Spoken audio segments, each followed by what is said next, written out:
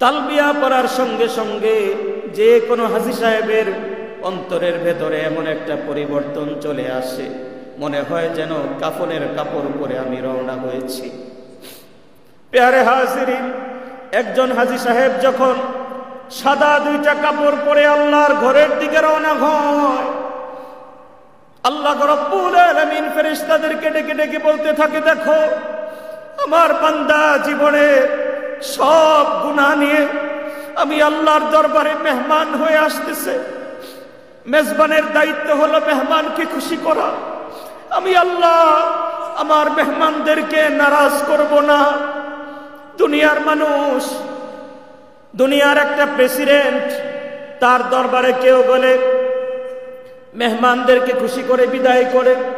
একজন কুড়ে ঘরের মালিক, সেও পর্যন্ত তার মেহমানকে খালি হাতে বিদায় দেয় না, খালি মুখে বিদায় দেয় না, সে চায় মেহমানকে খুশি করার জন্যে।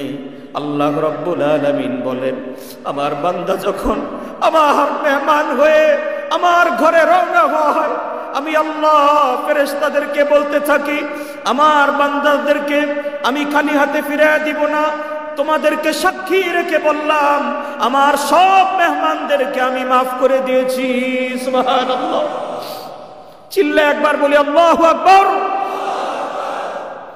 প্যারে হাজিরিন, আল্লাহর ঘরের মেহমান যখন আল্লাহর ঘরে পৌঁছার পরে, আল্লাহর ঘরে প্রথম নজরটা, তারপরে প্রথম যখন দৃষ্টিটা পড়ে, হাদিস শরীফে এসেছে প্রথম দৃষ্টি পড়ার সঙ্গে সঙ্গে ওই বান্দা যখন হাত তুলে আল্লাহকে বলে, আল্লাহ তুমি আমাকে মাফ করে দাও, এই দুই চোখ দিয়ে তোমার ঘর দেখার মতো সৌভাগ্য আমাকে নসিব করেছো, আল্লাহ তুমি আমাকে মাফ করে দাও।